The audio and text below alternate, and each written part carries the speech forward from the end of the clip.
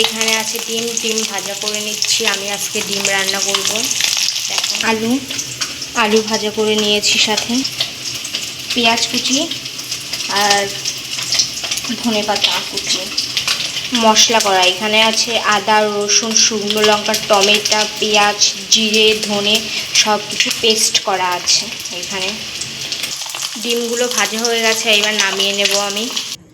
ফোড়নে দিয়ে দেব একটা তেজপাতা, একটা শুকনো লঙ্কা, গোটা কয়েক জিরে দিয়ে দেব।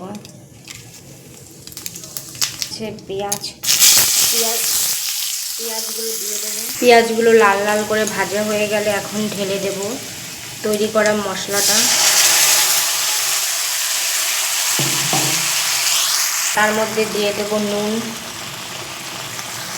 দিয়ে দেব হলুদ। হয়ে গেলে ভালো করে নাড়ব।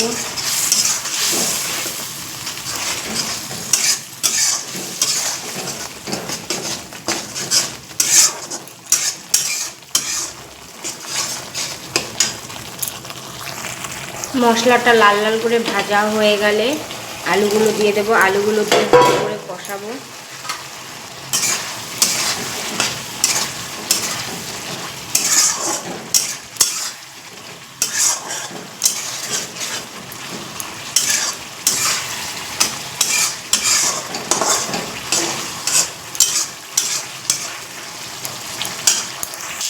আলুগুলো লাল লাল করে কষানো হয়ে গেলে তারপর ঝোল দিয়ে দেব।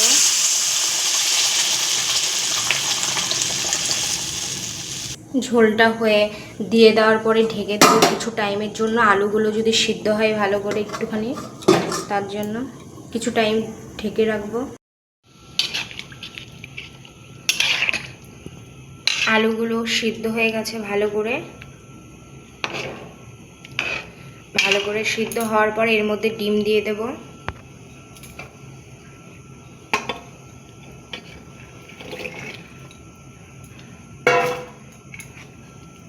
এবার একটু ভালো করে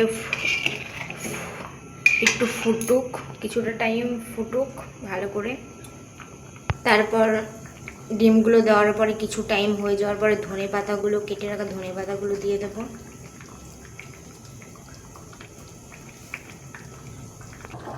তারপর এইখানে আছে জিরে গুঁড়ো, জিরে আর ধনে ভাজা করে গুঁড়ো, আর একটাই আছে তোমার গরম মশলা গুঁড়ো। তারপর ধনে আর জিরে গুঁড়োটা দিয়ে দেব। আগে জিরে আর ধনে গুঁড়োটা দিয়ে দিলাম। তারপর দিয়ে দেব গরম মশলা। তারপর একটুখানি ভালো করে নাড়ব।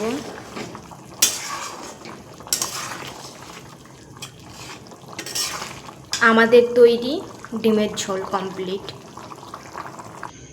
আমার তৈরি ডিমের ঝোল কমপ্লিট হয়ে গেছে। এই দেখো ডিম।